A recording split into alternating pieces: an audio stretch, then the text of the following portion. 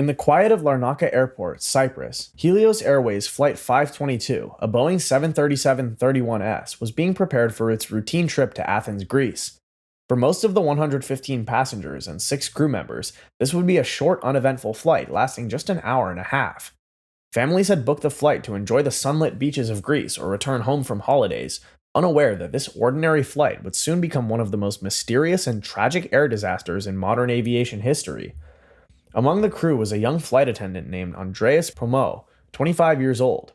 He wasn't scheduled to work that day, but he had requested to join the flight so he could spend time with his girlfriend, who was also a flight attendant for Helios. Promo had ambitions beyond serving in the cabin. He had his commercial pilot's license and dreamed of one day flying in the cockpit for Helios. That dream, however, would intersect tragically with the events of this flight. The morning routine at Helios Airways was meticulous. As a small charter airline, Helios prided itself on maintaining efficiency while flying a limited fleet. This particular 737 was one of just 3 aircraft the company operated. Every flight began with a detailed checklist, from inspecting control surfaces to ensuring the fuel load was correct, and verifying that cabin pressurization systems were functioning. The crew, like clockwork, carried out these steps with precision, unaware that a single seemingly minor error in the pre-flight maintenance would sow the seeds of catastrophe. At precisely 9:07 a.m., Flight 522 lifted off from Cyprus. The engines roared to life, lifting the jet into the bright morning sky. Passengers settled into their seats, some dozing in the warm sunlight filtering through the cabin windows, others scrolling on laptops or talking quietly with travel companions. From outside, it appeared as though any normal flight had just begun. Yet, within minutes, something unusual would unfold in the cockpit, signaling the beginning of a chain of events that would end in tragedy. As the aircraft climbed toward its assigned cruising altitude, a takeoff configuration warning alarm suddenly blared in the cockpit. For a commercial pilot, this is one of the most familiar yet alarming sounds in aviation.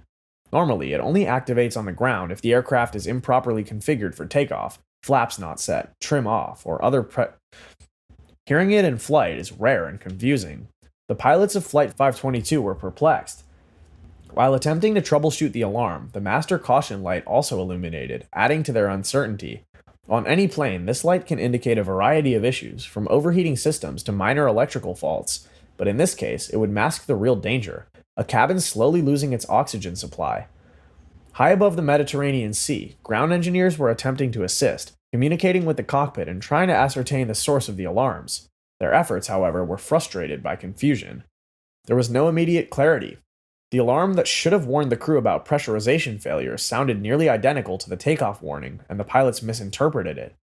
They focused on electrical systems, checking circuit breakers and monitoring engine performance, unaware that the aircraft's cabin pressurization system was failing. As the plane climbed higher, the air thinned, and oxygen levels began to drop. On the ground, nobody could see the invisible danger that was developing at altitude. The cabin crew, busy attending to passengers, had no inkling that the aircraft was losing air pressure. Oxygen masks, which would normally deploy automatically in the event of a sudden loss of cabin pressure, did not deploy because the flight system required manual intervention by the pilots at their altitude. With each passing minute, the likelihood of hypoxia increased, the gradual unconsciousness caused by oxygen deprivation. By the time Flight 522 reached its cruising altitude, the unthinkable had occurred. The pilots were incapacitated. They slumped in their seats, overwhelmed by the thinning atmosphere. Oxygen deprivation dulled their senses, erasing the capacity to make decisions or respond to alarms. And yet, despite the life-threatening conditions, the autopilot, designed to maintain a course in the absence of active pilot input, kept the aircraft flying. The Boeing 737, now essentially pilotless, followed its programmed heading toward Athens, circling in a holding pattern over the Greek capital, as if on autopilot indefinitely. It was in these hours that Flight 522 earned its chilling nickname, the Ghost Flight. To observers from the ground, it appeared alive, yet inside, the cabin and cockpit were silent, strange, and unresponsive. Citizens in Athens were unaware that a massive commercial jet was circling overhead, carrying unconscious passengers. Greek Air Force authorities soon noticed the aircraft on radar, its slow and unusual flight path raising suspicions. Standard air traffic procedures called for immediate investigation, and 2 of Greece's most advanced F-16 fighter jets were scrambling to intercept the Boeing 737 and identify any potential threat. As the fighters approached the ghostly aircraft, the pilots prepared for the possibility of hijacking or technical malfunction. Standard protocols required visual confirmation and, if necessary, forced intervention. Peering into the cockpit of Flight 522, the F-16 pilots made a startling discovery. The co-pilot was slumped over the controls, entirely unresponsive. In the cabin, passengers sat motionless in their seats, their faces betraying no sign of awareness. For hours, the jet had flown itself. Yet in the cockpit, one individual was still conscious. Andreas Promo, the young flight attendant with aspirations of becoming a pilot, had somehow resisted the effects of hypoxia longer than anyone else.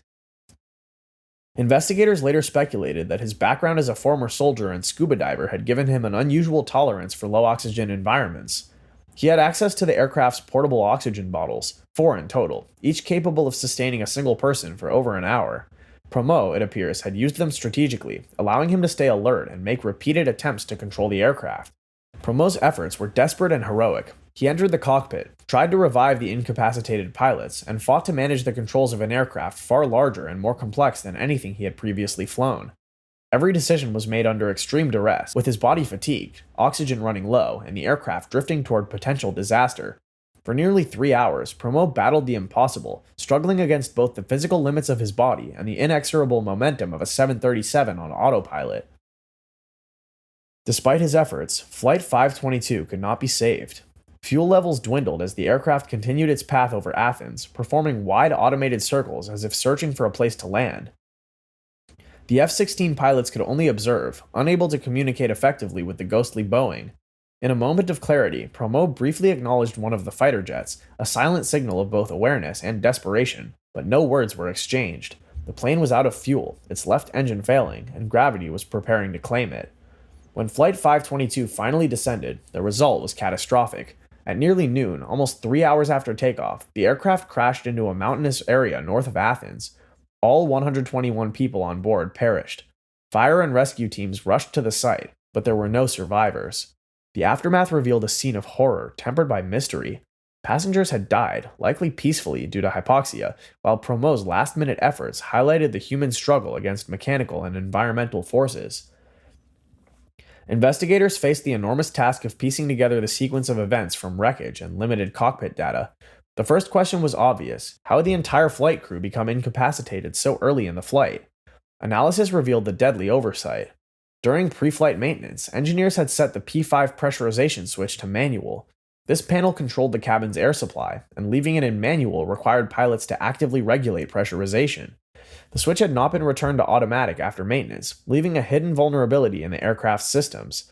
The alarms sounded as the plane climbed, but their misleading tones misdirected the pilot's attention to other issues. At an altitude over 5,000 meters, a master caution light flashed, indicating multiple potential problems, but the pilots, already struggling with oxygen deprivation, did not recognize the critical nature of the situation. The cockpit's oxygen masks, unlike those in the passenger cabin, do not deploy automatically. By the time the alarms had been interpreted, the crew and passengers were already succumbing to hypoxia, leaving Promo as the only individual capable of intervention. Promo's actions, extraordinary in the context of the disaster, were nonetheless insufficient. The aircraft, now controlled solely by autopilot and guided intermittently by a single oxygen-deprived flight attendant, drifted in circles over Athens, a silent predator in the sky. While the fighters tracked it, the ghost flight remained eerily unresponsive, a testament to both human error and the limits of emergency response in aviation. By the time the aircraft exhausted its fuel supply, Promo was still attempting to save lives. Investigation later suggested that he had used at least 3 of the 4 portable oxygen bottles and had attempted to revive the co-pilot using available resources, yet the physics of flight and the design of the Boeing 737 left little hope. Gravity and fuel exhaustion were inevitable, and no human effort could alter the trajectory of a plane moving at hundreds of kilometers per hour, devoid of fully operational control. The crash site of Helios Flight 522, located north of Athens in the rugged terrain of the Greek mountains, presented investigators with a haunting scene. Scorched earth, twisted metal, and scattered debris were the first indicators of the disaster, but the details hidden within the wreckage told a far more complex story, a story of human error, systemic oversight, and extraordinary, if ultimately futile, heroism. Initial recovery efforts focused on identifying victims and recovering the flight data recorders, the so-called black boxes. These devices, which record cockpit audio and flight parameters, were crucial for understanding exactly what had transpired in the hours leading up to the crash. When the cockpit voice recorder was recovered, investigators were stunned. The audio captured the gradual descent into hypoxia, punctuated by Promo's desperate attempts to revive the incapacitated pilots and take control of the aircraft. It was a chilling testament to the invisible threat that had overtaken Flight 522. Oxygen deprivation at high altitude, silent, invisible, and inexorably lethal. The aftermath of the crash prompted a thorough investigation by Greek authorities, with Chief Investigator Sakis Lakis leading the effort to piece together the sequence of events. The findings revealed a cascade of small errors that, collectively, led to disaster. The pressurization switch error, misinterpretation of alarms, and failure to recognize hypoxia created a situation in which the aircraft effectively became a ghost. The investigation also highlighted how training and procedural redundancies failed to compensate for human misjudgment and systemic oversights. The report confirmed that no terrorist activity, sabotage, or intentional wrongdoing by the flight crew caused the crash. Instead, it was a combination of human error and mechanical factors. This conclusion is particularly sobering because it shows how even routine everyday operations in aviation, pre-flight maintenance, alarm interpretation, cockpit procedures, can intersect catastrophically when a minor mistake goes unnoticed. DNA evidence from oxygen masks in the cockpit suggested that he had used multiple portable oxygen bottles and attempted to revive the co-pilot, demonstrating an extraordinary understanding of the systems aboard the aircraft. His consciousness, sustained through a combination of training and determination, allowed him to maintain partial control and keep the aircraft aloft longer than anyone might have expected. Ultimately, however, the limits of human endurance were reached, and Promote perished alongside the 115 passengers and 5 remaining crew members. Beyond the technical lessons, Helios Flight 522 left an indelible mark on aviation policy and procedure. The crash prompted airlines and regulatory bodies to re-examine cabin pressurization protocols, alarm systems, and training for flight crews in recognizing and responding to hypoxia. Improvements in automated warnings, redundancy checks, and cockpit communication procedures were recommended to ensure that a similar sequence of errors could not recur. Eventually, regulators mandated clearer labeling of critical switches, refined cockpit alarm systems to reduce ambiguity, and emphasized the importance of post-maintenance verification procedures. Training for recognizing hypoxia in pilots was intensified, including better simulations of gradual oxygen deprivation. Portable oxygen equipment, emergency protocols, and redundancy systems were scrutinized to ensure that similar risks could be mitigated in future flights. 3 hours in the sky, 121 lives lost, and one extraordinary flight attendant caught in a nightmare of his own making.